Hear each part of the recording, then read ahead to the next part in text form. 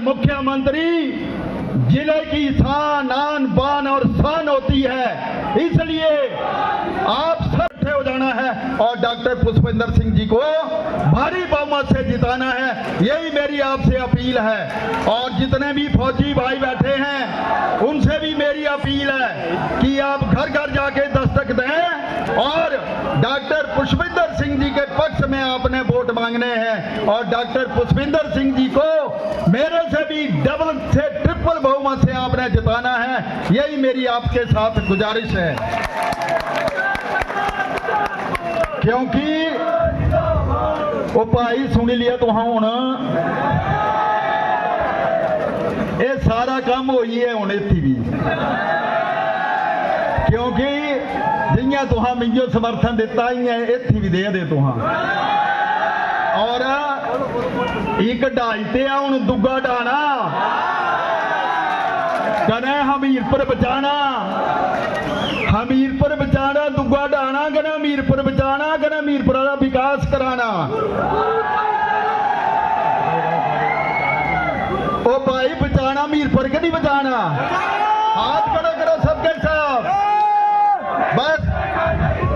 बस मेरी यही अपील थी कि सब ने इकट्ठे हो जाना है और हमीरपुर को बचाना है और मुख्यमंत्री जी को हमने मजबूत करना है और हमीरपुर का विकास करना है, यही मेरी आपसे निवेदन थी। आपने मेरी बात सुनी, इसके लिए आपका बहुत बहुत धन्यवाद। जय हिंद, जय हिमाचल, जय कांग्रेस।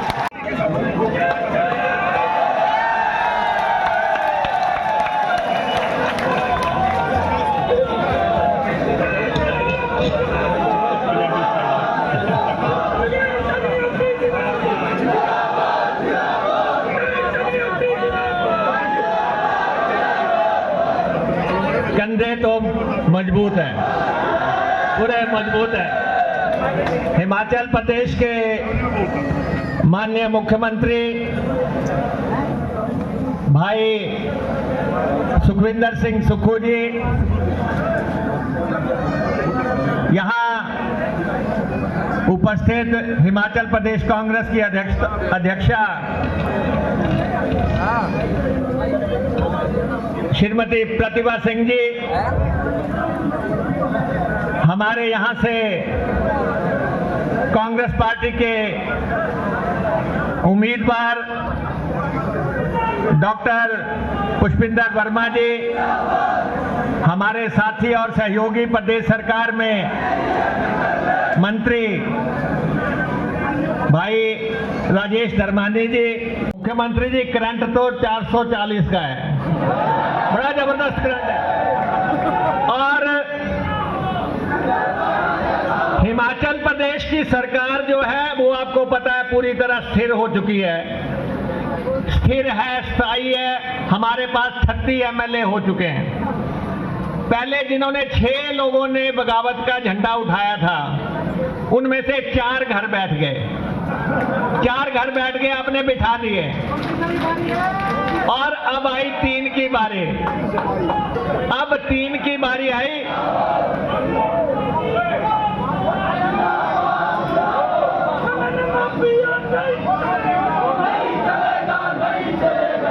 अब 3 की बारी है। मुख्यमंत्री तो ये जिनको हटाने की कोशिश हुई, उनकी सरकार तो पूरी तरह स्थिर हो गई है। अब तो जो है, जिसको कहते हैं कि जो बाकी लोग हैं वो आप जिता के भेजेंगे तो प्रदेश में एक सिग्नल जाएगा, प्रदेश में एक पूरे हिमाचल प्रदेश में नहीं, दिल्ली तक बात जाएगी।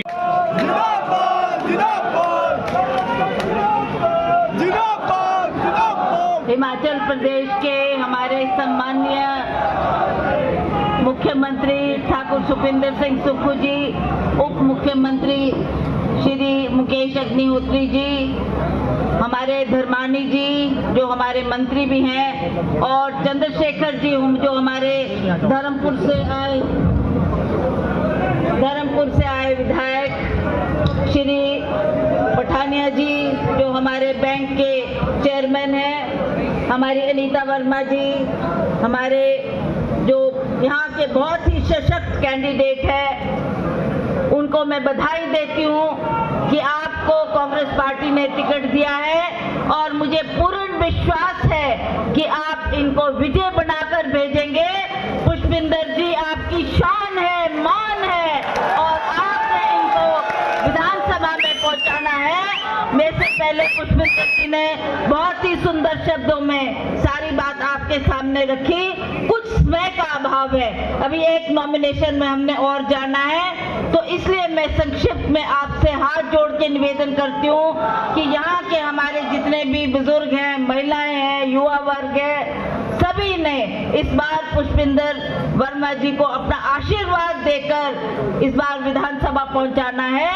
सारा इतिहास बोलने की जरूरत नहीं है, आप जानते हैं कि किस तरीके से हमारे निर्दलीय कैंडिडेट जो जीते थे उन्होंने क्या किया और क्या हिमाचल प्रदेश की राजनीति में ये खलबली मचा दी।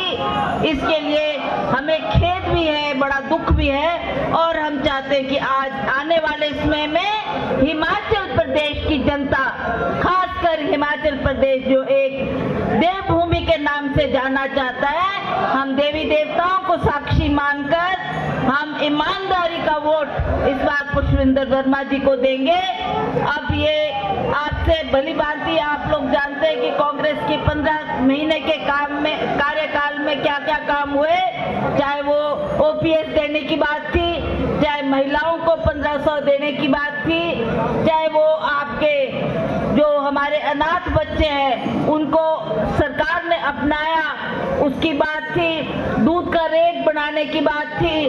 जो हमने वायदे लोगों से किए उन वायदों को पूरा करके हमने लोगों को समर्पित किया है, और आगे भी जो 3.5 साल का समय हमारे पास बाकी बचा है वो समय भी हम हिमाचल प्रदेश की विकास के लिए लगाएंगे, और जो हिमाचल की जनता के आशाओं के अनुरूप खरा उतरने का प्रयास हम करेंगे, और हर क्षेत्र में जो समस्या है उससे भलीभांति माननीय मुख्यमंत्री जी परिचित हैं, और उसमें आने पर आपके काम भी करेंगे।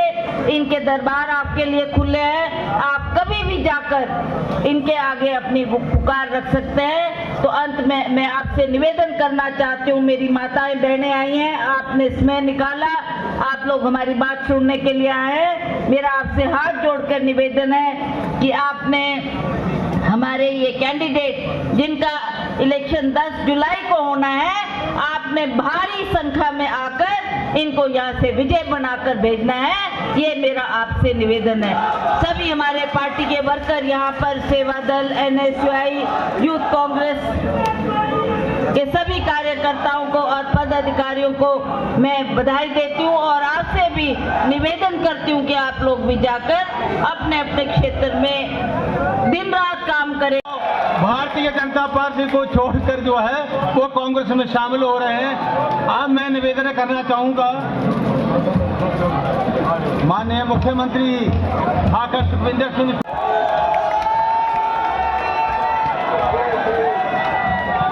हिमाचल प्रदेश कांग्रेस कमेटी के अध्यक्ष श्रीमती प्रतिभा सिंह जी,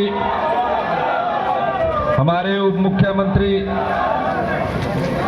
माननीय श्री मुकेश अग्निहोत्री जी, तकनीकी शिक्षा मंत्री राजेश धर्मानी जी, हमारे सभी सम्मानित मंच पर विधायक पूर्व मंत्री रणजीत सिंह वर्मा जी, हमारे इस क्षेत्र के हमारे कांग्रेस के प्रत्याशी जो आप लोगों की सेवा में कांग्रेस पार्टी ने बड़े सोच विचार करके आपके सामने दिया है, एक ईमानदार प्रत्याशी डॉक्टर पुष्पिंदर वर्मा जी, और हमीरपुर विधानसभा क्षेत्र के सभी हमारे युवा साथियों, माताएं, बहनें, बुजुर्गों, अभी कुछ दिन पहले हिमाचल प्रदेश में चुनाव हुआ। हमीरपुर संसदीय क्षेत्र के मतदाता ने अपना परिचय दिया और पूरी हिमाचल की जनता ने इस विधानसभा में, जो कि हमारे 34 विधायक थे, 34 से बढ़ाकर 38 किया और हमारी पूर्ण बहुमत की सरकार बनी। ये भगवान का ही शुक्र है और हिमाचल की जनता का मैं धन्यवाद करना चाहूंगा कि जिस लोकतंत्र को आपने हिमाचल प्रदेश में जीवित किया है, वो लोकतंत्र भविष्य की राजनीति की दिशा और दशा तय करेगा। जो सरकार 11 दिसंबर 2023 को हिमाचल प्रदेश की आम जनता से आशीर्वाद से चुनकर आई, उसको गिराने का प्रयास ऑपरेशन लोटस के माध्यम से किया गया और जयराम ठाकुर जी ने कोई कमी नहीं छोड़ी कि किसी न किसी प्रकार से ये सरकार गिरे। और जब सरकार पर मुसीबत थी, 28 तारीख को जब हमारा बजट पेश होने जा रहा था, 29 तारीख को वो गवर्नर साहब के पास सुबह 7 बजे ही चले गए। रात को उनको नींद नहीं आ रही हो गई, लेकिन हिमाचल की देवी सभी कार्य किए क्योंकि वो कांग्रेस के विधायक थे। मैंने कल्पना भी नहीं की थी कि वो इस तरह पार्टी को धोखा देकर जनता की भावनाओं से खिलवाड़ करेंगे। उसके बाद आज 3 उपचुनाव होने जा रहे हैं। हमीरपुर की जनता को ये बताना है कि ये 3 उपचुनाव में हमीरपुर विधानसभा क्षेत्र का उपचुनाव क्यों होने जा रहा है, इसके पीछे का कारण क्या है। ये 70 साल जब से देश आजाद हुआ है, ऐसा पहला उदाहरण मिला जहां इंडिपेंडेंट विधायक, आजाद विधायक विधानसभा के बाहर धरने पर बैठते हैं, कहते हैं कि हमारा इस्तीफा स्वीकार करो, हाई कोर्ट में अपील देते हैं कि हमारा इस्तीफा स्वीकार करो। मुझे ये बात समझ नहीं आई कि वो ऐसा क्यों कर रहे थे। अगर कांग्रेस पार्टी ने आपका काम नहीं किया, आपको मान सम्मान नहीं दिया, तो आप कांग्रेस पार्टी का साथ छोड़ देते और भारतीय जनता पार्टी के साथ बैठ जाते।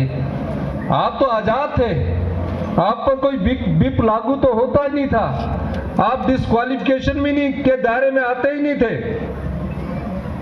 क्या कारण है? आपने सोचा इसको कि आजाद विधायक जिसे हमीरपुर की जनता ने इसलिए चुनकर भेजा कि ना उन्होंने कांग्रेस के पक्ष में वोट डाला, ना बीजेपी के पक्ष में वोट डाला, और ये कहा कि ये एक आजाद उम्मीदवार है जिसकी भी सरकार आएगी, क्योंकि उस समय ऐसा नहीं पता था कि किस पार्टी की सरकार आनी है। वहां कांग्रेस की सरकार आएगी, जिस भी पार्टी की सरकार आएगी, हमारा आजाद विधायक उस काम को करेगा। और मैंने यहां सबसे पहली रैली यहां की, जो मांगा मैंने दिया। क्यों? हमीरपुर मेरा घर है, मेरा जिला है।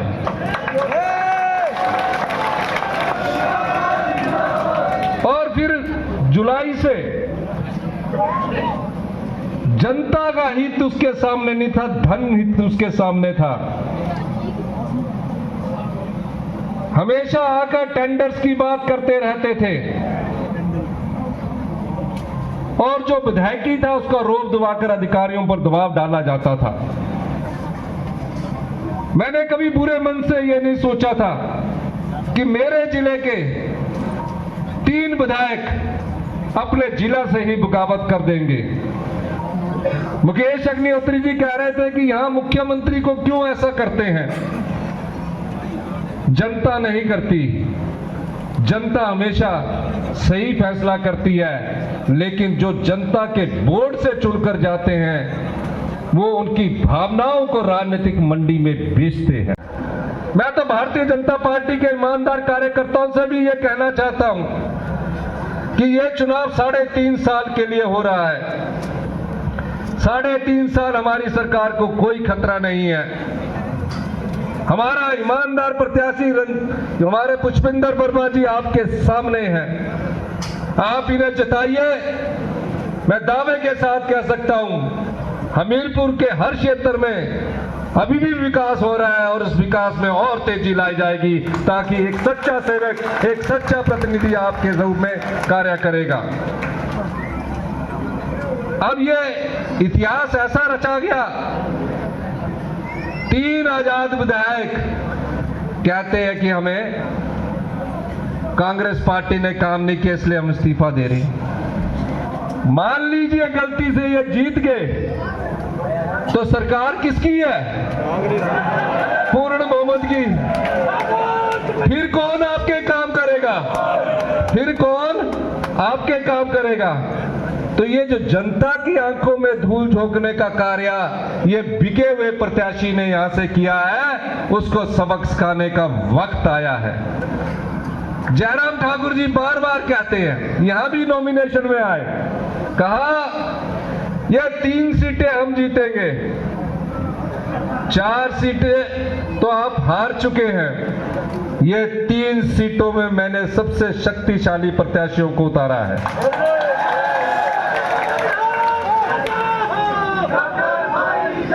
और एक बयान देते जो मैटर हमारा कोर्ट में है, मैं उनको बताना चाहता हूं, जयराम जी अगले 3.5 साल तक हम जनता की सेवा में काम करते रहेंगे और ये 3 चुनाव हम लड़ाई की तरह न लड़कर युद्ध की तरह लड़ेंगे।